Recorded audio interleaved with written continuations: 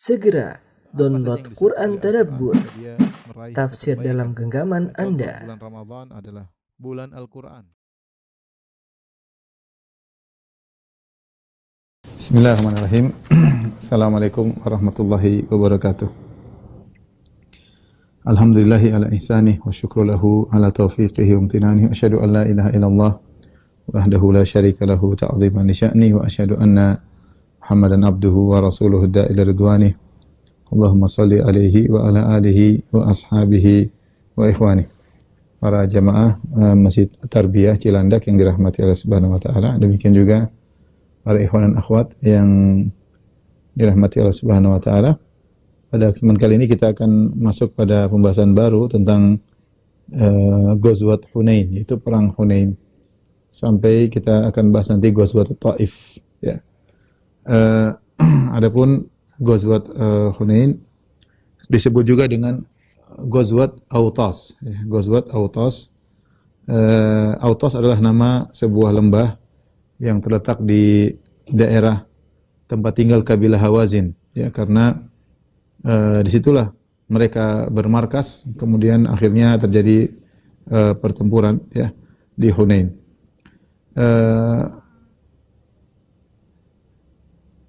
Dan disebut juga dengan Ghazwat Hawazin, ya. Jadi namanya ada tiga, namanya Ghazwat Hunain, ya. Kemudian disebut juga dengan Ghazwat Autas, ya, karena ditinjau dari markasnya orang-orang Hawazin, atau disebut juga Ghazwat Hawazin karena diperangi adalah kabilah Hawazin.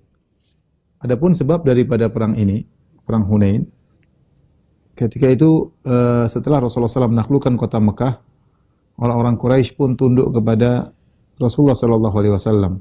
Maka para pembesar-pembesar kabilah Hawazin dan kabilah Thaqif yang mereka tinggal di daerah Taif, ya, mereka pun ingin Rasulullah SAW menyerang mereka. Jadi mereka ingin menyerang terlebih dahulu. Akhirnya mereka pun mengumpulkan pasukan yang begitu banyak, ya, untuk memerangi Rasulullah SAW. Maka bergabunglah kabilah Hawazin, kabilah Thaqif, jumlah yang besar, ya. Dan bergabung bersama mereka kabilah-kabilah yang lebih kecil lagi, seperti kabilah Nasr, kabilah Sa'ad bin Bakar, ya. Sa'ad bin Bakar ini adalah Bani Sa'ad yang Rasulullah SAW ketika kecil pernah disusui di situ, tinggal di situ jadi ibu susuannya, yaitu Halimah Sa'diyah dari Bani Bakar, Bani Sa'ad bin Bakar, ya. Makanya disebut dengan Halimah Sa'diyah dari Sa'ad, dari kabilah Sa'ad bin Bakar. Ini kabilah ini gabung bersama kabilah Nasr, ya. Kemudian juga sekelompok dari Bani Hilal, ya. Kemudian juga dari Bani Jushum, ya. Mereka kumpul semua bergabung dengan kabilah Hawazin dan Thaqif untuk memerangi Nabi SAW. Di antara mereka ada seorang dari Bani Jushum, seorang yang sudah tua, namanya Duraid ibnu Simmah. Duraid ibnu Simmah, ya. Dia seorang yang sudah tua dan sudah buta. Tetapi dia adalah orang yang pakar dalam peperangan. Udah tua, udah buta, ya. Dia tidak diajak kecuali untuk sebagai pemberi pengarahan, ya, mengarahkan peperangan, mengatur peperangan, ide-idenya, karena dia orang yang berpengalaman, ya. Dia tidak bisa berperang, sudah buta dan sudah sangat tua. Apa yang mau diharapkan dari orang buta dan tua dalam peperangan, ya. Tetapi dari sisi ide, dari sisi pemikiran, dia punya ide-ide yang baik karena dia orang yang sangat berpengalaman dan punya keahlian dalam ilmu peperangan. Dan dia adalah seorang sangat pemberani ketika di masa mudanya, ketika masih belum buta dan banyak pengalaman dalam pertempuran. Dan ada pemimpin-pemimpin yang lain di Bani Thaqif, ada namanya Qarib bin al-Aswad, dan di Bani Malik ada namanya Dzul Khimar, Subay bin al-Harith, dan yang lain-lainnya. Ada mereka, tokoh-tokohnya, mereka semua berkumpul, dan jumlah mereka setelah berkumpul seluruhnya, Hawazin, kemudian Thaqif, kemudian Nasr, kemudian Bani Sa'ad bin Bakar, kemudian seluruhnya kumpul, jumlahnya sekitar 20.000. Jadi pasukan mereka jumlahnya sekitar 20.000. Kemudian pimpinan utama mereka, ya, adalah Malik bin Auf An-Nasri, ya. Malik bin Auf An-Nasri. Inilah pimpinan utama Malik bin Auf dari Bani Nasr. Dan masih muda ketika itu, umurnya 30 tahun. Jadi belum matang, masih 30 tahun. Masih 30 tahun. Dan dia memimpin pasukan, ya, berjalan menuju Rasulullah sallallahu alaihi wasallam, ya. Menuju Rasulullah sallallahu alaihi wasallam, dan dia menyuruh orang-orang untuk membawa seluruh harta mereka, membawa istri-istri mereka, anak-anak mereka, seluruhnya dibawa. Ya. Sampai mereka berjalan sehingga tiba di Autas, ya. Saya berjalan, mereka tiba di Autas, ya.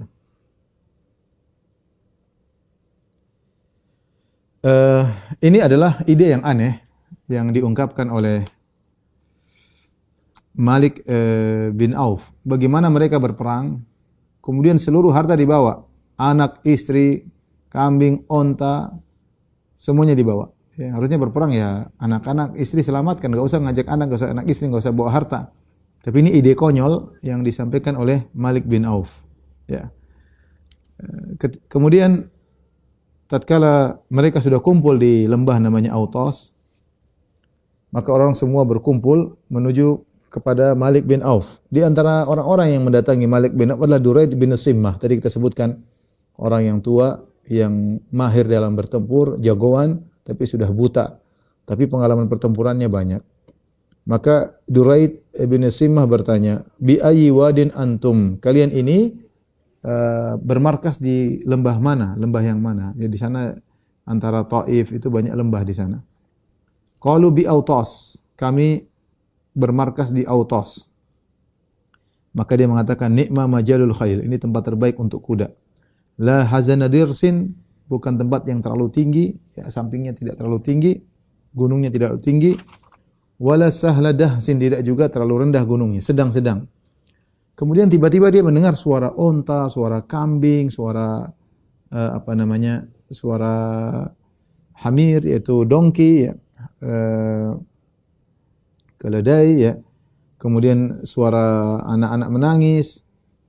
Dia heran, ya. Dia berkata, "Mali asma'u roga al-ba'ir wa nuhaqal hamir wa buka as-saghir wa yughar asy-sya." Ini suara apa kok saya dengar ada suara onta, suara keledai, ada anak-anak nangis, ada suara kambing. Ini aneh, perang kok ada suara-suara kayak gini.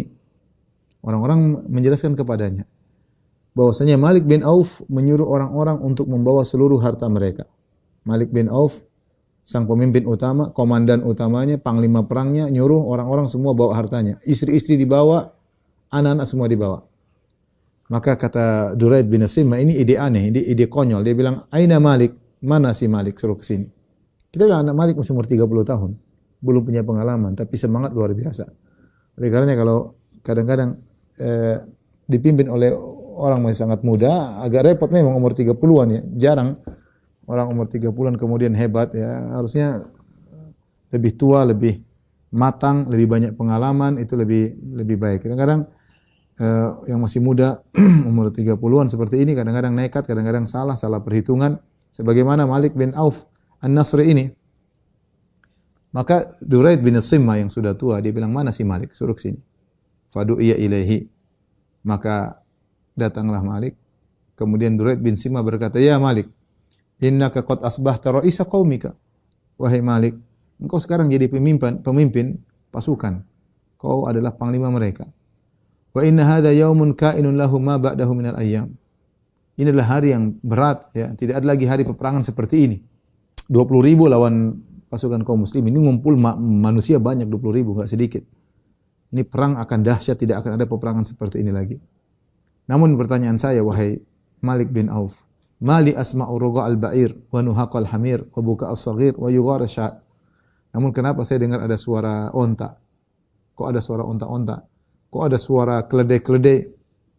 Kok ada suara anak-anak nangis? Kenapa ada suara kambing, mbek-mbek? Ya. Apa kata Malik bin Auf? Suktu ma'an nasi amwalahum abna'ahum wa nisa'ahum. Aku menyuruh orang-orang untuk membawa harta mereka, membawa anak-anak mereka, dan membawa istri-istri mereka. Seluruhnya saya suruh bawa. Kata Duraid bin Simmah, "Wali madzaka?" Kenapa kau suruh mereka bawa? istri-istri, anak-anak semuanya suruh dibawa. Malik mengatakan, "Aradtu an aj'ala khalfa kulli rajulin minhum ahlahu wa malahu liyuqatila anhum." Aku ingin setiap orang ketika perang di belakang dia ada istrinya, ada anaknya, ada hartanya, biar dia tidak mundur. Dia mundur berarti dia kehilangan istri, anak dan harta-hartanya. Sehingga dia akan berperang habis-habisan. Ternyata inilah idenya Malik bin Auf agar pasukan tidak kabur. Karena kalau mereka kabur, ada istri, ada anak-anak akan jadi tawanan, akan jadi budak, dan harta-harta mereka akan diambil. Maksud dia mereka akan bertempur habis-habisan. Lebih baik mati ya daripada kemudian kabur selamat tapi anak istri dijadikan tawanan. Idenya Malik bin Auf seperti itu. Idenya sepertinya cemerlang. Tapi apa kata Duraid bin Simmah, seorang tua yang sudah sangat berpengalaman? Dia berkata, "Ra'i dha'nin wallah." Ya, ra'i dha'nin. Ini pendapat kata dia pendapat orang pengembala kambing seperti ini. Ya, wa hal yaruddul munhazimu syai'. Apakah orang kalah ada yang bisa menghalangi dia untuk kabur? Percuma. Dia kalah ya sudah. Kabur, mau istri anak dia akan tinggalkan. Ya. Inna in kanat laka lam yanfa'k illa rajulan bi sayfi rumhihi. Kata Duraid bin Simmah, kalau ini perang memang menang, yang bermanfaat hanyalah orang yang dengan pedang, yang jagoan dengan pedangnya atau dengan tombaknya. Wa in kanat alaik, tapi kalau ternyata perang ini kamu kalah, fudhihta fi ahlika wa malik, maka kau akan dipermalukan pada hartamu dan istri keluargamu, akan jadi tawanan. Apa faedahnya? Kalau kalah tetap aja kalah. Kalau orang bawa anak, bawa istri, yang bermanfaat adalah pedang, yang berani, yang berani tetap berani, yang penakut tetap penakut. Ya, percuma suruh bawa istri, bawa anak-anak, percuma. Tapi kalau kau kalah dalam peperangan hari ini memalukan. Anak-anakmu, istrimu jadi tawanan, dibudak, hartamu diambil. Kemudian Duraid berkata, "Ma fa'alat Ka'bun wa Kilab." Mana kabilah Ka'ab dan mana kabilah suku Ka'ab dan suku Kilab mana? Kok saya enggak dengar suara mereka? Dan ini adalah salah satu dari suku kecil dari Hawazin. Ya. Hawazin itu kabilah besarnya, kemudian ada suku-suku kecilnya. Kenapa mereka berdua tidak hadir, dua suku ini? Qalu lam yashhadha minhum ahad. Tidak seorang pun dari mereka ikut. Faqala Duraid berkata, qabal hiddu wal jiddu. Maka perang kali ini tidak dihadiri oleh orang-orang yang hebat. Jadi ternyata dua suku ini, suku kecil ini, suku Ka'ab dan suku Kilab. Suku Kilab adalah dua suku yang hebat dalam pertempuran. Kalau mereka tidak hadir, repot. Walau kana yauma ala'in wa rif'atin lam taghib anhu Ka'ab wala Kilab. Seandainya ini perang akan kita menangkan, maka dua suku ini tidak akan luput. Mereka pasti hadir. Ya, tapi kalau mereka tidak hadir, repot. Waladitu annakum fa'altu ma fa'alat Ka'bun wa Kilabun. Saya berharap kalian dalam peperangan bisa melakukan seperti apa yang dilakukan oleh suku Ka'ab dan suku Kilab. Karena dua suku ini kalau perang sangat hebat. Aku ingin kalian mewakili mereka. Ya. Kemudian dia berkata, "Ya Malik, wahai si Malik, innaka lam tasna' bi taqdimil baydati Hawazin ila nuhuril khail syai'an." Tidak ada faedahnya wahai Malik.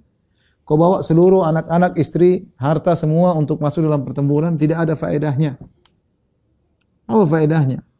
Irfa'hum ila mutamanna'i biladihim. Sudah, suruh mereka tinggal di rumah saja, di tempat yang aman. Ya. Ngapain bawa dalam peperangan? Wa liya qaumihim di tempat-tempat yang tinggi. Tsumma alqi subah. Kemudian kau bertempur lawan Muhammad dan teman-temannya, orang-orang yang sahabat yang keluar dari nenek moyang, keluar dari adat tradisi nenek moyang mereka. Ala mutunil khail. Naik kuda lawan mereka. Ngapain bawa kambing, onta, anak-anak perempuan semua dibawa. Wa in kanat laka lahiqa bika min waraika. Kalau kau menang, sudah tinggal mereka turun ikut kamu. Anak-anakmu, istrimu semua ikut kamu kalau kau menang. Wa in kanat alaika alfa kadzalik wa qad ahrazta ahlaka wa malak. Ya. Kalau memang kau kalah, ya sudah, mau diapain? Kau menghadapi kekalahan, tetapi anak istrimu selamat. Anak istrimu selamat. Ini nasihat orang tua kepada anak muda agar memikirkan kembali ide memang mungkin cemerlang tapi konyol, enggak ada faedahnya. Datangnya anak dan istri tidak menjadikan seorang yang penakut jadi pemberani, dan tidak menjadikan seorang yang tidak tahu bertempur jadi jagoan. Gampangannya demikian. Apa faedahnya bawa anak istri? Ya. Apalagi bawa harta. Konyol. Kalau kalah konyol. Ini terlalu spekulasi tingkat tinggi. Tapi apa kata sang pemimpin Malik bin Auf An-Nasri yang dia adalah masih sangat muda 30 tahun. Dia berkata, "La wallahi la af'alu dzalik." Demi Allah. Jadi mereka semua percaya sama Allah, cuma mereka musyrikin. Kata mereka, demi Allah, aku tidak akan melakukan nasihatmu. Tidak. Innaka kabirta wa kabir aqluka. Wahai Duraid bin Simmah, kau sudah tua, otakmu juga sudah tua. Artinya kamu pikiran-pikiran zaman model dulu ya, zaman apa namanya? Intel Pentium 1 kali ya. Otakmu udah tua dan kau juga udah tua. Wallahi la tuti'unnani ya ma'syara Hawazin. Demi Allah kalian semua kabilah Hawazin harus taat kepadaku. Ya. Aula attaki'anna ala hadha sayf hatta yakhruja min dhahri. Atau aku akan menekan pedang ini di dadaku sampai keluar di belakang. Kamu taat atau saya mati? Qalu ata'naka. Kata mereka, kami taat kepada engkau wahai Malik. Ketika itu karena Malik bin Auf sudah bersikeras, maka Duraid, orang yang sudah tua tadi berkata, "Hadza yaumun lam ashhadhu wa lam yafutni." Ini adalah peristiwa yang aku tidak pernah menyaksikan peristiwa seperti ini. Ya, dan aku tidak akan luput dari peristiwa peperangan seperti ini. Peperangan jumlah 20.000, itu sekarang aja 20.000 itu banyak ya. 20.000 itu jumlah yang banyak. Perang 20.000 lawan 10.000 itu perang yang banyak, dahsyat. Sekarang aja masih banyak, apalagi zaman itu, zaman manusia masih sedikit. Tentu perang ini perang dahsyat kalau kita berbicara tentang zaman tersebut. Kalau terjadi zaman sekarang itu pun dahsyat. Apalagi terjadi pada zaman dahulu tatkala jumlah manusia masih sangat sedikit. Yang aneh bahwasanya anak-anak ikut, anak-anak masih bayi ikut, istri-istri ikut, kambing-kambing, keledai-keledai, onta-onta semua dibawa. Setelah itu Malik bin Auf sang pemimpin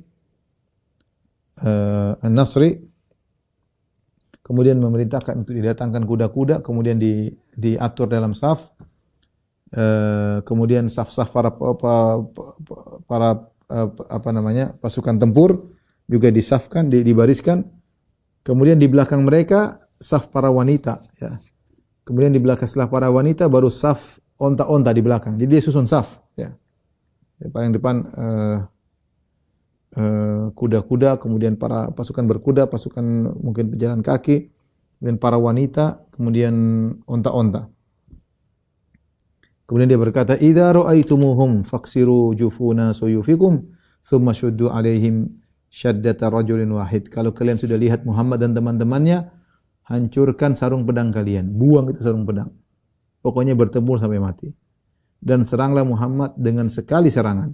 Jadi kompak, serang Muhammad. Harus kompak. Demikianlah kabilah Hawazin telah mempersiapkan diri untuk bertempur melawan pasukan Nabi Muhammad SAW dan para sahabat. Ketika Nabi SAW mendengar ada kabar-kabar bahwasanya desas-desus Hawazin telah berkumpul, Nabi punya mata-mata.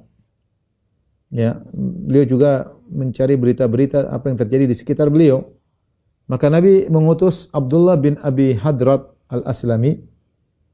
Kemudian Nabi menyuruh dia untuk ngecek. Masuklah kau ke sana, ke kabilah Hawazin, gabung dengan mereka, bercampur baur dengan mereka, lihat apa yang terjadi. Maka Ibnu Abi Hadrat pun berjalan, ya. Dia pun masuk ke tengah-tengah kabilah Hawazin. Mereka tidak sadar, sama-sama Arab, tidak ada perbedaan kulit, ya. Sama-sama bahasa Arab, baju juga sama, cuma beda suku. Akhirnya dia masuk ke dalam, kemudian dia duduk sama mereka, ngobrol sama mereka, sehingga dia tahu dan benar-benar bahwasanya kabilah Hawazin telah bertekad untuk menyerang Nabi SAW. Maka dia pun pulang, dia sabarkan kepada Nabi bahwasanya kabar benar. Ya, Nabi menyuruh mata-mata, ya. Dan kita tahu bahwasanya Nabi tidak tahu ilmu gaib, Nabi tidak tahu apa yang terjadi, makanya Nabi suruh cek, ya. Nabi tidak mengatakan sebentar. Oh iya benar, tidak. Nabi suruh orang untuk cek. Seperti biasa seorang panglima menyuruh anak buah untuk cek, bahkan suruh menyamar, kemudian cek berita benar atau tidak. Karena Nabi tahu pasukan mereka sangat besar, Nabi butuh modal besar untuk melawan mereka. Maka kekuatan peperangan memerlukan ikhtiar yang tinggi, alat-alat perang yang banyak, ya. Maka Nabi SAW terpaksa pinjam kepada sebagian orang alat-alat perang. Di antara yang memiliki alat perang yang banyak Safwan bin Umayyah. Safwan bin Umayyah ini sudah kita sering sampaikan, namanya Safwan bin Umayyah ibnu Khalaf. Umayyah bin Khalaf majikannya Bilal yang telah menyiksa Bilal, dicambuk, dijemur di bawah terik matahari, yang akhirnya Umayyah bin Khalaf dibunuh oleh Bilal dan kawan-kawan ketika perang Badar. Termasuk Ali bin Umayyah bin Khalaf, yaitu kakaknya Safwan atau adiknya Safwan. Mereka mati dalam perang Badar. Maka Safwan sangat jengkel karena bapaknya Umayyah bin Khalaf mati dalam perang Badar. Maka dia sangat benci kepada Nabi Muhammad SAW. Dan sudah kita sebutkan pada pertemuan sebelumnya, Safwan akhirnya kabur meninggalkan kota Mekah ketika Mekah ditaklukkan oleh Nabi. Dia kabur, ingin pergi ke Jeddah, naik kapal, pergi jauh, tapi akhirnya dia diberi keamanan. Silakan pulang dan silakan kau tinggal di Mekah, tidak usah masuk Islam, tidak apa-apa. Ya, silakan saya kasih waktu. Nabi kasih waktu berbulan-bulan agar dia memilih mau tinggal di kaum muslimin, mau pergi, terserah. Artinya Nabi tidak membunuhnya. Dan dia masih musyrik ketika itu, dia belum masuk Islam, dia masih musyrik. Maka Nabi SAW pinjam kepada dia adru' wa aslihah, yaitu pedang-pedang. Nabi pinjam pedang, tombak, kemudian pinjam juga baju perang. Maka dia berkata kepada Nabi, dia tanya, "Aghasban ya Muhammad, kau ingin rampas dari aku wahai Muhammad?" Dia masih belum muslim. Ini kau pinjam atau kau rampas wahai Muhammad? Mau perang, pedang-pedang kau ambil semua. Rupanya Safwan ini punya alat perang banyak, ya. Pedang-pedang kau ambil, tombak-tombak kau ambil, baju-baju perang kau ambil. Ini ngerampok atau pinjam? Aghasban ya Muhammad, ini kau ngerampas dari saya Muhammad? Kata Rasulullah SAW, bal ariyatun madmunah, bukan rampokan. Ini pinjaman yang terjamin akan kembali. Saya bertanggung jawab. Ariyatun madmunah, saya pinjam, saya tidak ngerampas. Maka Safwan bin Umayyah meminjamkan kepada Nabi 100 dira', 100 baju perang. Mungkin baju-baju yang spesial, yang hebat, dipinjamkan oleh Safwan kepada Nabi SAW. Demikian juga Nabi SAW meminjam harta dari seorang bernama Abi Rabi'ah al-Makhzumi, ya. Abu Rabi'ah al-Makhzumi. Bahwasanya Nabi SAW pinjam dari dia uang atau dirham ketika perang Hunain sekitar 30.000 atau 40.000 dirham, ya. Nabi pinjam, butuh biaya perang itu butuh biaya. Sampai sekarang perang juga mahal. Makanya kalau negara sudah mulai perangnya enggak berhenti, bangkrut tuh negara, ya. Peluru aja harganya berapa, ya.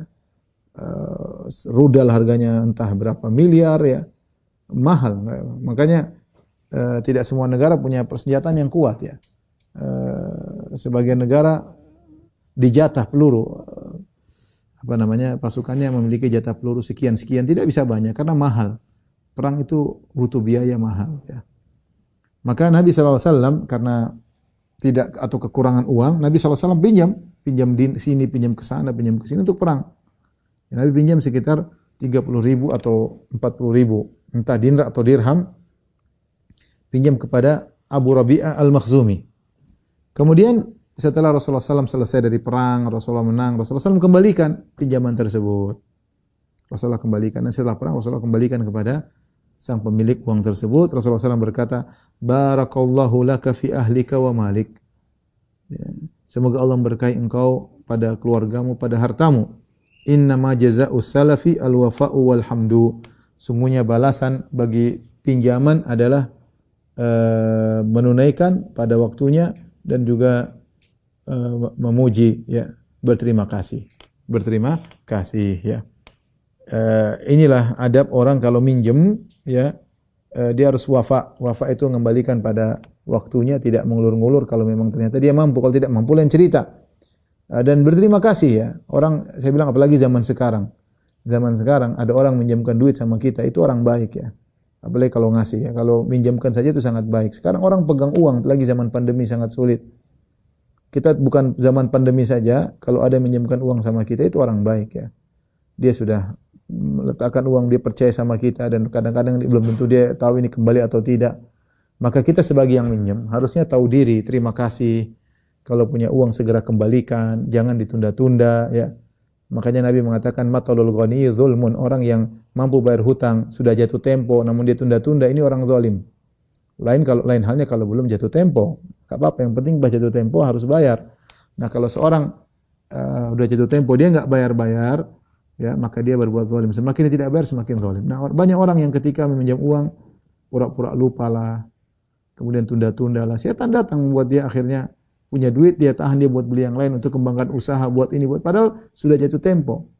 Akhirnya orang yang meminjamkan uang kepada dia dulu ngemis-ngemis sama dia.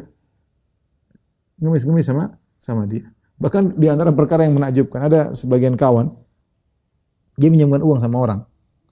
Setelah itu sudah jatuh tempo dia belum tagih, atau intinya dia tagih, satu saat dia tagih kepada kawan satunya lagi yang pinjam uang sama dia. Dia tagih mana uang. Akhirnya yang ditagih marah-marah. Yang ditagih marah-marah. Dia bilang, "Bapak ini gimana? Kemarin saya punya uang, Bapak tidak tagih. Sekarang saya enggak punya uang, Bapak malah nagih." Seharusnya kita kalau punya hutang enggak usah ditagih, bayar. Enggak usah perlu nunggu ditagih-tagih. Harusnya langsung bayar saja ya. Karena hutang beban, repot pada hari kiamat kelak ya. Repot. Orang menggampangkan masalah hutang, sementara Nabi pernah tidak mau sholat sama orang yang punya hutang 2 dinar ya. Nabi mengembalikan dan Nabi mengatakan innama jazaa'u salaf al-wafa'u wal hamdu. Balasan bagi orang yang membayar hutang adalah sesuai dengan waktunya, menunaikan dan juga memuji. Taib. Jadi ini saya beri gambaran bahwasanya kondisi kaum muslimin tidak masih kekurangan sehingga harus minjam ini, minjam anu. Kemudian setelah Rasulullah SAW semua persiapan, Rasulullah SAW berangkat menuju Hunain. Ya. Rasulullah SAW tinggal di Mekah sekitar 19 hari. Setelah 19 hari Rasulullah SAW keluar menuju Hunain pada hari Sabtu. Ya. Itu tinggal itu di bulan Syawal. Ya, ya di bulan Syawal tahun 8 Hijriah. Kemudian Rasulullah SAW menggunakan Attab bin Asid sebagai amir di Mekah. Dan ia adalah amir yang pertama dalam Islam di Mekah ya. Karena Mekah baru saja ditaklukkan oleh Nabi. Sebelumnya Darul Kufur. Sebelumnya tempatnya orang musyrikin, dan Nabi SAW ketika berangkat menuju ke Hunain, Nabi menugaskan seorang namanya Attab bin Asid sebagai pengganti Nabi, amir di kota Mekah. Dan bersama Nabi 12.000 pasukan. Ingat, musuh 20.000, Nabi 12.000. 10.000 adalah pasukan yang datang bersama Nabi dari Madinah menuju Mekah untuk menaklukkan kota Mekah. Adapun 2.000 tambahan adalah orang-orang yang at-tulaqa, yang baru saja dibebaskan oleh Nabi dan mereka baru saja masuk Islam. Mayoritas mereka baru masuk Islam dan Islam belum bercokol dalam hati mereka dengan baik. Ya. Ya. Kemudian juga ada orang musyrikin ikutan keluar bersama Nabi, ingin nonton. Orang musyrikin yang Rasulullah izinkan mereka untuk tinggal di Mekah bersama Nabi. Di antara orang musyrikin tersebut Safwan bin Umayyah. Safwan bin Umayyah, ya. Ikut juga, ingin ikut. Nanti Rasulullah akhirnya kasih hadiah berupa onta yang banyak. Akhirnya dia masuk Islam. Tapi dia ikut. Di antaranya Suhail bin Amr. Suhail bin Amr dan juga yang lainnya. Suhail bin Amr juga belum masuk Islam. Inilah pasukan terbesar yang pernah keluar bersama Nabi. 12.000 pasukan. Ya. Kemudian karena jumlahnya begitu banyak keluar, sampai ada sebagian orang ngomong, lan nuglabal yauma min qillah. Kita tidak bakalan kalah. Dengan sebab jumlah sedikit, kita karena jumlah kita banyak. Kita tidak akan kalah karena faktor jumlah sedikit. Ya. Karena apa? Jumlah kita banyak. Nabi mendengar hal tersebut dan ini berat bagi Nabi SAW. Karena ini ujub terhadap jumlah yang banyak. Ya, karena mereka tahu bagaimana kaum muslimin perang dengan jumlah yang sedikit, menang dalam perang Badar jumlah cuma 300 mengalahkan 1.000. Dalam perang Uhud 700 lawan 3.000 tapi bisa bertahan. Ya. Kemudian juga dalam Khandaq 2.000 tapi 10.000 bisa porak-poranda. Ini sekarang 12.000. Meskipun musuh 20.000, tapi 12.000 pasukan yang kuat. Sehingga mereka mengatakan kita nggak bakalan kalah. Nah, ketika itu Nabi merasa berat dengan perkataan tersebut. Ini menunjukkan, dan ini diucapkan oleh orang yang baru masuk Islam, menunjukkan tawakal kepada sebab, tawakal kepada materi. Ya, bukan kepada pencipta materi tersebut, bukan kepada Allah Subhanahu wa taala. Ya.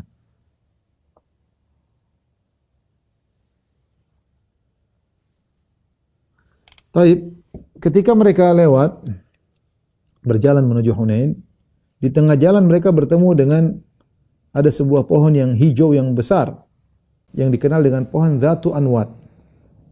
Dzatu Anwat itu pohon yang memiliki gantungan-gantungan. Dzatu Anwat artinya pohon yang memiliki gantungan-gantungan. Orang-orang Arab dahulu mengkeramatkan pohon ini, pohon sidar ini. Dan mereka menggantungkan senjata-senjata mereka, pedang mereka, tombak mereka di pohon-pohon ini dengan harapan jadi kuat, tambah kuat pedangnya, tambah kuat tombak-tombaknya, bahkan mereka nongkrong di pohon tersebut, ya. Ketika Nabi melewati, sebagaimana dalam hadis Abu Waqid Al-Laitsi, ya, mararna bi sidr, kami pun melewati pohon tersebut. Wa nahnu hudatsa'u ahdin bi kufrin, kami baru saja masuk Islam. Walil musyrikina dan orang-orang musyrikin punya pohon yuqalu laha Dzatu Anwat, disebut dengan pohon Dzatu Anwat, itu pohon yang memiliki gantungan-gantungan. Ya, mereka gantung senjata-senjata mereka untuk mencari keberkahan. Ini pohon keramat. Kemudian tiba-tiba ada sebagian dari kaum muslimin berkata, "Ya Rasulullah, ij'alana dzata anwatin kama lahum dzatu anwat." Ya Rasulullah, kalau bisa bikin juga kita punya pohon yang bisa kita gantung-gantungin juga sebagaimana mereka juga memiliki pohon yang buat digantung-gantung, ya. Ya, mereka juga punya pohon yang dibuat untuk digantung-gantung. Kita juga ingin punya pohon seperti itu, pohon keramat. Sebagaimana mereka juga punya pohon yang dikeramatkan. Dan ini permintaan kesyirikan. Maka Nabi SAW kaget, Nabi berkata, Allahu Akbar. Allahu Akbar.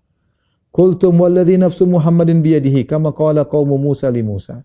Sungguh apa yang kalian ucapkan itu sama seperti perkataan kaum Musa kepada Nabi Musa, ij'al lana ilahan kama lahum alihah qala innakum qaumun tajhalun. Jadikanlah bagi kami Tuhan sebagaimana mereka memiliki Tuhan, sesembahan. Innahas sunan. Sungguhnya ini adalah jalan-jalan toreko-toreko orang-orang terdahulu, ya, kesyirikan-kesyirikan, mengkeramatkan pohon-pohon. Latarkabunna sanana man kana qablakum sunnatan atau sunnatan. Sungguh kalian akan mengikuti langkah-langkah tradisi-tradisi umat-umat terdahulu satu persatu. Kalian akan ikuti persis seperti mereka. Jadi ini contoh kesyirikan yang dilakukan oleh kaum musyrikin, mengkeramatkan sebagian pohon. Dan kaum muslimin yang baru masuk Islam, mereka enggak ngerti kalau itu syirik, sehingga mereka bilang, kami juga ingin punya seperti itu ya Rasulullah. Bikinkan bagi, niat mereka baik. Tapi ternyata permintaan mereka untuk punya pohon yang itu adalah pohon keramat adalah permintaan kesyirikan. Nabi mengatakan sama seperti perkataan orang-orang kaum Nabi Musa kepada Nabi Musa, ij'al lana ilahan kama lahum alihah. Jadikanlah bagi kami sesembahan sebagaimana mereka punya sesembahan-sesembahan. Nabi tegur, ya. Namun mereka diberi uzur karena mereka baru masuk Islam, tidak ngerti, padahal mereka minta kesyirikan. Ya, Nabi tidak mengatakan kalian kafir, enggak, tapi karena mereka baru masuk Islam, mereka tidak ngerti. Nabi cuma ingatkan ini adalah kekufuran, sama seperti minta dijadikan Tuhan.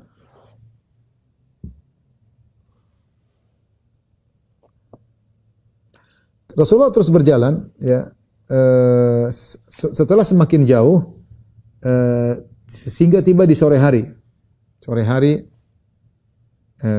Kemudian tiba waktu sholat. Tiba-tiba datang seorang lelaki berkuda. Dia berkata, ya Rasulullah, inni talaqtu baina aydikum hatta talaqtu ala jabali kadza wa kadza. Ya Rasulullah, tadi saya jalan di luar ke depan, saya naik kuda. Sampai saya tiba di sebuah gunung ini, gunung itu, dia cerita, fa idza ana bi Hawazin an bakrati abihim. Tiba-tiba saya lihat Hawazin seluruhnya semua hadir, ya. Bi dhu'nihim wa na'imihim wa nisa'ihim ijtama'u fi Hunain, ya. Semuanya diajak, perempuan-perempuan diajak, semua orang tua semuanya. Unta-unta mereka bawa, istri-istri mereka, anak-anak semua mereka, semuanya total semua muncul situ. Mereka kumpul semua di Hunain. Apa kata Nabi sallallahu alaihi wasallam? Jadi dia kasih kabar kepada Nabi. Fatabassama Rasulullah sallallahu alaihi wasallam. Rasulullah SAW tersenyum. Rasulullah SAW berkata, tilka ghanimatul muslimina ghadan insyaallah. Besok itu adalah jadi ghanimah bagi kaum muslimin, harta-harta yang mereka bawa. Sudah sampai sini sudah di malam hari, ya. Kemudian di malam hari Rasulullah SAW berkata, man yahrusuna lailata, siapa menjadi penjaga kita malam ini? Faqala Anas bin Abi Mirsad al-Ghanawi. Anas bin Abi Mirsad al-Ghanawi berkata, ana ya Rasulullah, aku akan menjadi penjaga hari ini, malam ini. Faqala Rasulullah SAW, farkab, kalau gitu naik kudamu. Dia pun naik di atas kudanya, kemudian datang kepada Nabi SAW. Rasulullah SAW berkata, istaqbil hadha syi'ab, pergilah kau ke arah syi'ab. Syi'ab itu adalah jalan di antara gunung-gunung. Syi'ab adalah jalan di antara gunung-gunung. Hatta takuna fi a'lahu, sampai kau naik di atas jalan tersebut, jalan di sela-sela gunung. Wala tanzil min farasika lailat, jangan sekali-sekali kau turun dari kudamu malam ini. Tetap bertahan sampai subuh. Berjaga di situ. Ya, begadang, jangan kau turun dari kudamu. Ya. Dia menjalankan. Falamma asbahu, tatkala Rasulullah tidur bersama para sahabat, tiba di pagi hari, Rasulullah SAW pun pergi ke tempat sholatnya. Kemudian Rasulullah SAW sholat 2 rakaat. Rasulullah SAW berkata, hal ahsastum farisakum, ya, apa kalian melihat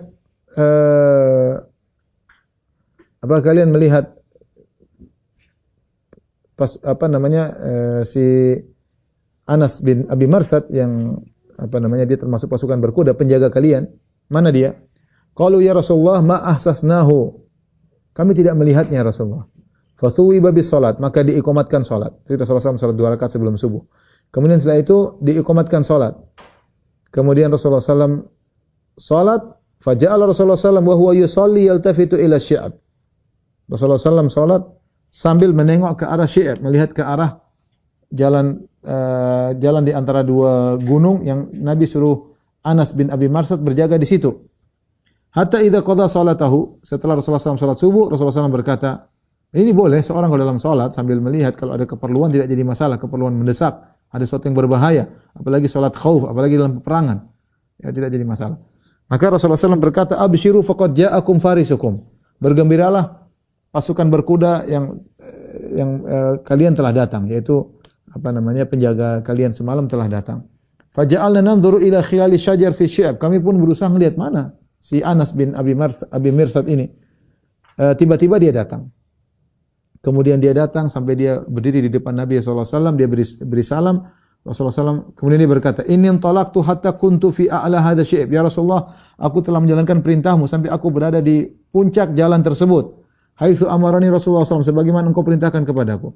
Falamma asbahtu tala'tu syi'abain kilaihima fanadhartu falam ara ahadan. Aku lihat di sana, aku lihat di jalan-jalan, tidak ada orang sama sekali di sana, tidak ada musuh.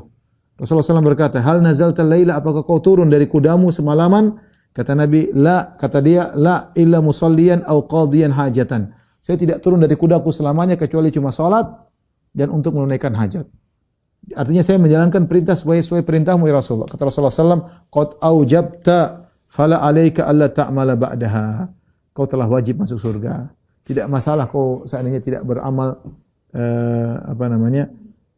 karena kau sudah dijamin masuk surga, ya, telah wajib surga untukmu, ya.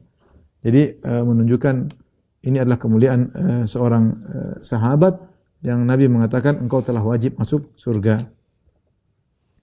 Kemudian Nabi SAW melanjutkan perjalanannya, ya, sampai ke Hunain di sore hari Selasa, di malam Selasa, ya.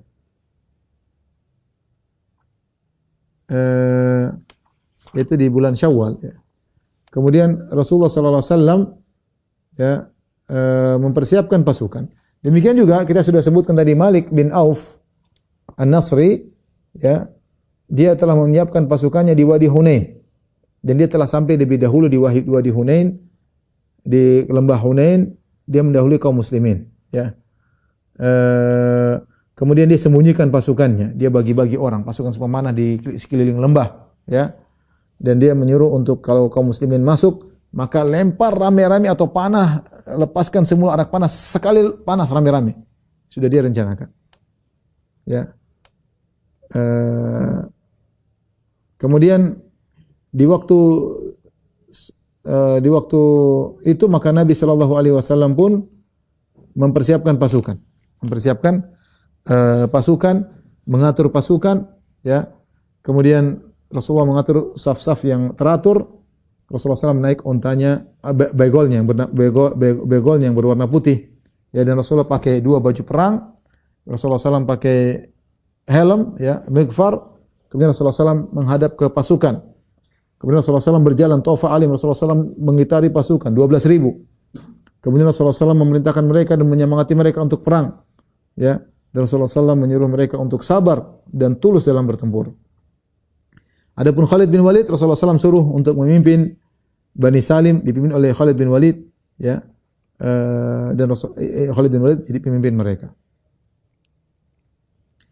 Maka di waktu subuh, masih waktu gelap, ya, baru selesai subuh, masih remang-remang, ya. Maka kaum muslimin pun masuk, turun ke Wadi Hunain. Padahal kaum musyrikin sudah ada di situ. Mereka tidak menduga bahwasanya peperangan begitu cepat. Biasanya mungkin waktu duha. Ini masih gelap-gelap, mereka sudah bersiap di situ. Kaum muslimin tidak tahu, Nabi tidak tahu ilmu gaib. Nabi tidak tahu ilmu gaib. Maka kaum muslimin pun turun ke lembah Hunain, dan turunnya agak cepat karena lembahnya itu agak apa namanya? Turunannya agak terjal, ya. Ya, agak curam. Ya. Maka mereka tidak tahu bahwasanya ada pasukan-pasukan kabilah Hawazin yang sembunyi di jalan-jalan yang sempit di lembah tersebut, ya. Kemudian akhirnya ketika mereka turun, ya, tiba-tiba datang serangan luar biasa, hujan anak panah tiba-tiba menyerang mereka, ya. Ketika tiba-tiba datang hujan anak panah begitu banyak tanpa persiapan dari kaum muslimin, mulailah kaum muslimin kabur, ya. Kabur dari lokasi, ya. Terutama at-tulaqa, terutama 2.000 orang yang baru masuk Islam. Iman mereka belum kokoh, ya. Mereka pun kabur, ya. Dalam Sahih Muslim, Al-Bara' bin Azib berkata, "Falaku qauman rumatan la yakadu yasqutu lahum sahmun, farashaquhum rashqan, ya. Ma yakaduna yukhti'un." Tiba-tiba mereka mendapati pasukan yang begitu banyak dan mereka langsung memanah dan hampir panah mereka tidak salah, semuanya jago panah. Tiba-tiba hujan anak panah menyerang kaum muslimin. Ya. Mundurlah kaum muslimin, kabur. Ketika itu Abu Sufyan, ya, ada di situ, dia lihat kondisi, dia baru masuk Islam. Ada juga Sufyan bin Umayyah, juga belum masuk Islam. Hakim bin Hizam juga belum masuk Islam. Kemudian sekelompok dari ahlu Makkah, mereka bersembunyi di sebuah tempat agak bukit, kemudian mereka menyaksikan pertempuran tersebut. Kemudian di antara mereka ada seorang namanya Kaldah bin Ibnu Al-Hambal. Kaldah Ibnu Al-Hambal, dan dia adalah saudara seibu dengan Sofwan bin Umayyah. Bapak mereka berbeda tapi ibu mereka sama. Kemudian Kaldah ini berkata, ya, dia masih musyrik ketika itu, belum masuk Islam. Nanti dia masuk Islam, tapi ketika dia masih musyrik dia berkata, "Ala batala sihrul yauma." Kata dia, sihir kali ini akan hancur. Memang Muhammad penyihir, dia menganggap Muhammad penyihir. Bila Muhammad akan kalah kali ini. Sudah gimana? Sudah kejebak di lembah, pasukan pemanah sudah menyerang, udah kalah. Kata dia kalah. Ini sihir hancur hari ini. Sihirnya Muhammad hancur. Sofwan bin Umayyah, saudara seibunya, berkata, "Uskut faddallahu fak." Diam kau. Ya, enggak usah ngomong kayak gitu, ya. Allah merobek mulutmu. Fallahi la an yarubbani rajulun min Quraisyin ahabbu ilayya min an yarubbani rajulun min Hawazin. Demi Allah, saya dikuasai oleh seorang Quraisy seperti Muhammad lebih saya sukai daripada dikuasai oleh orang dari Hawazin. Kesukuan. Tapi wallahu alam, ini ucapan Sofwan bin Umayyah, seakan-akan dia bela Nabi padahal dia masih musyrik. Seakan-akan ada kecenderungan kepada, mulai ada kecondongan. Tadinya dia sangat benci Nabi. Yang dia cita-citakan bagaimana Nabi bisa mati. Itu cita-citanya. Ya, karena Nabi yang membunuh bapaknya, artinya dengan anak buah Nabi, maksudnya bapaknya, kakaknya, keluarga mati semuanya gara-gara Muhammad sallallahu alaihi wasallam. Tapi karena sifat baik Nabi, dia tadinya mau kabur, takut dibunuh. Nabi tadi mengatakan, bunuh dia dimanapun kalian berada. Pokoknya Sofwan bin Umayyah darahnya halal, tetapi ternyata Nabi maafkan. Nabi suruh dia tinggal di Mekah. Meskipun tidak usah masuk Islam, enggak ada masalah. Bahkan Nabi sallallahu alaihi wasallam pun pinjam, tidak merampas hartanya. Harusnya kan dirampas, boleh. Kan perang boleh kabur, hartanya dirampas, tapi Nabi tidak ambil harta dia. Bahkan Nabi suruh dia balik ke Mekah, hartanya diberikan kepada Safwan. Bahkan Nabi pinjam. Makanya waktu Nabi pinjam alat-alat perangnya, dia mengatakan, "Ghasbun ya Muhammad, kau rampas hartaku," kata Rasulullah SAW, "bal ariyatun matmunah." Tidak, ini pinjaman dan tanggung jawab, saya akan kembalikan. Di situ dia ada kecenderungan kepada Nabi SAW, sehingga ketika saudaranya berkata, "Habis Muhammad kali ini," kata dia, "Jangan kau bilang begitu, Allah akan merobek mulutmu. Saya lebih suka dikuasai oleh Muhammad daripada dikuasai oleh kabilah Hawazin dari Taif. Enggak mau saya." Ada kesukuan dan ada kecenderungan kepada Rasulullah sallallahu alaihi wasallam. Ketika orang-orang kabur, Rasulullah sallam pergi ke arah kanan dan dia tetap bertahan, dan hanya orang sedikit yang bertahan bersama Nabi dari kalangan Muhajirin Ansar dan dari Ahlul Bait. Di antara yang bertahan bersama Nabi ada Abu Bakar, ada Umar, ada Ali bin Abi Thalib, ada Al-Abbas bin Abdul Muttalib, ada anaknya Al-Abbas Fadl bin Abbas, ada Abu Sufyan bin Harith, sepupu Nabi sallallahu alaihi wasallam. Ada Rabi'ah bin Harith, sepupu Nabi juga. Ada Aiman ibnu Ubaid, yaitu anaknya Ummu Aiman, pengasuh Nabi sallallahu alaihi wasallam. Ada Usama bin Zaid. Maka Rasulullah SAW berteriak, "Ilayya ayyuhan nas, halumu ilayya, ana Rasulullah, ana Muhammad bin Abdullah." Rasulullah bilang, "Wahai, kemari kepadaku, gabung kepadaku, wahai para sahabatku, wahai manusia, kemarilah. Aku adalah Muhammad bin Abdullah." Namun enggak ada yang dengar. Semua kabur, orang ketakutan. Hujan anak panah, tiba-tiba dadakan. Mereka menyangka belum mulai perang, tahu-tahu tiba-tiba dihujani dengan iman mereka enggak begitu kuat baru masuk Islam, mereka kabur. Tatkala tidak ada yang datang menuju Nabi SAW, maka Nabi pun naik di atas begolnya, kemudian Nabi pun maju, dia kencangkan begolnya. Begol adalah hasil persilangan antara kuda dengan himar, disebut dengan baglah atau begol bahasa kita. Maka Nabi justru maju dengan menggerakkan begolnya ke arah kaum musyrikin. Nabi tidak mundur, Nabi malah maju. Nabi kemudian berkata, "Ana nabiyyu la kadzib, ana ibnu Abdul Muttalib." Aku adalah nabi dan aku tidak dusta. Dan aku adalah putra dari Abdul Muttalib. Kenapa Nabi tidak mengatakan ana ibnu Abdullah? Ya, bapaknya Abdullah, tapi Nabi menisbahkan kepada kakeknya ana ibnu Abdul Muttalib karena Abdul Muttalib yang terkenal penguasa kota Mekah. Lagian dia umurnya tua, adapun Abdullah masih muda meninggalnya. Ya, Nabi kemudian memberi semangat, "Saya putranya, cucunya Abdul Muttalib." Nabi maju ke depan. Ya. Al-Abbas pamannya Nabi SAW pegang itu tali kekang begol tersebut. Ya, Abu Sufyan bin Harith memegang rikapnya, itu memegang tempat naiknya, dipegang, ditahan. Ya, karena Nabi cepat sekali, bahaya. Padahal Nabi menuju kaum musyrikin sangat berbahaya. Ya. Sementara Nabi sendiri mau maju. Ya. Jadi mereka tahan-tahan. Dan ini semua menunjukkan bagaimana beraninya Nabi SAW. Bayangkan Nabi naik begol, bukan kuda. Kemudian pasukan sudah mundur. Sementara hujan panah maju ke depan. Tapi Nabi thiqah dengan Allah, percaya kepada Allah bahwasanya Allah akan kasih kemenangan. Maka Nabi tetap maju. Padahal namanya begol tidak layak, tidak untuk kabur kalau pun ada apa. Beda dengan kuda. Kuda kalau kabur cepat, begol jalannya pelan. Tapi Nabi SAW tetap maju. Ya, dia meyakini janji Allah Subhanahu Wa Taala. Ya, bahkan dia maju ke depan. Bahkan Nabi SAW turun dari begolnya, kemudian dia berdoa kepada Allah, "Allahumma nazzil nasrak." Ya Allah, turunkanlah pertolonganmu. "Allahumma intasha an la tu'bad ba'dal yaum." Kalau kau berkehendak kau tidak akan disembah lagi setelah ini, tapi kau berkehendak untuk disembah. Intinya, maka Rasulullah SAW berdoa kepada Allah Subhanahu Wa Taala, "Allahumma bika uhawil wa bika usawil." Yaitu aku bergerak karena Engkau ya Allah. Wa bika uqatil, dan karena Engkau aku berperang. Ya. Maka Rasulullah SAW berperang, bertemu dengan kaum musyrikin. Kemudian Rasulullah SAW bertempur bersama para sahabat yang sedikit yang bersama Nabi sallallahu alaihi wasallam. Namun Nabi paling depan. Berkata Al-Bara bin Azib radhiyallahu anhu, "Kunna wallahi idza marra al-ba'su nattaqi bihi." Kalau perang sudah berkobar, kami berlindung di belakang Nabi sallallahu alaihi wasallam.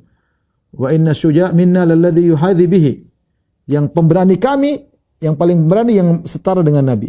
Tapi tidak ada yang berani di depan Nabi, semua di belakang Nabi. Kalau dalam kondisi Nabi biasanya ngawasi, tapi dalam kondisi ini Nabi turun, bahkan Nabi paling depan. Bahkan Ali bin Abi Thalib pernah berkata, "Kunna idza marra al-ba'su wa laqiyal qaumul qauma ittaqaina bi Rasulillah, fama yakunu minna ahadun adna ila al-qaum minhu." Kalau kondisi perang sudah sangat berat, Kami semua berlindung di belakang Nabi sallallahu alaihi wasallam. Tidak ada seorang pun lebih maju daripada Nabi sallallahu alaihi wasallam. Baik, apa yang terjadi insyaallah kita lanjutkan pekan depan ya. Sampai di sini saja kajian kita ya. Allah alam bisawab, demikian saja kajian kita. Kurang lebihnya saya mohon maaf. Wabillahi taufiq wal hidayah. Assalamualaikum warahmatullahi wabarakatuh.